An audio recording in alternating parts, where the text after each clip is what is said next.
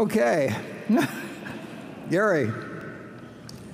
Yes, on reinsurance. I know we've talked in the past about reinsurance not really being as attractive an industry in, say, the next 10 years as the last 10.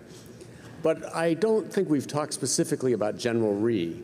And I looked this morning at the 10Q, and I see General Re has grown nicely. I know there's been some changes in the management.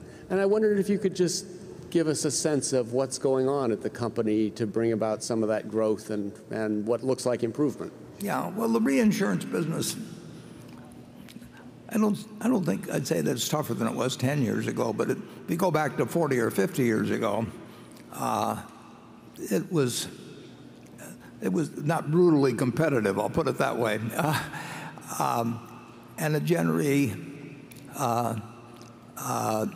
Tad Montross, who did a fantastic job for us at Gen Re, retired, and we have under Ajit, and then Kara in addition, but under Ajit, the focus of the place has changed somewhat, and it probably is more growth oriented than before. But I can assure you that anything associated with Ajit also has underwriting discipline attached to it. But there has, as you've correctly noticed, there's been some pickup, and I think actually we'll see the property casualty reinsurance business grow a fair amount, and the life business, reinsurance business, and this is really the only place we do much in life, but that has grown very substantially ever since we took it over, particularly internationally, and so that part I like, and I think we'll have a somewhat larger operation at Gen Re. But we have various methods, as you know, of being in reinsurance. We do these huge bulk deals.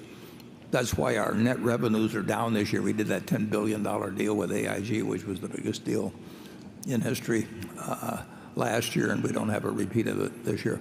We will be in the reinsurance business 5 years from now, 10 years from now, 20 years from now, and 50 years from now, in my view, and we will have some unusual advantages that stem both from our capital position, our attitude toward the business, and the talent that we have. We have a way better than average insurance business generally. We have some real gems that nobody really knows much about, and we have a very, very good reinsurance business that will be subject to more ups and downs than something like GEICO will be, which just moves ahead every year. But it will be an important part of Berkshire. Charlie? Yeah, I would argue the part that any idiot financier can easily get into has gotten way tougher. And why wouldn't it? Charlie is my substitute for my father-in-law. That was.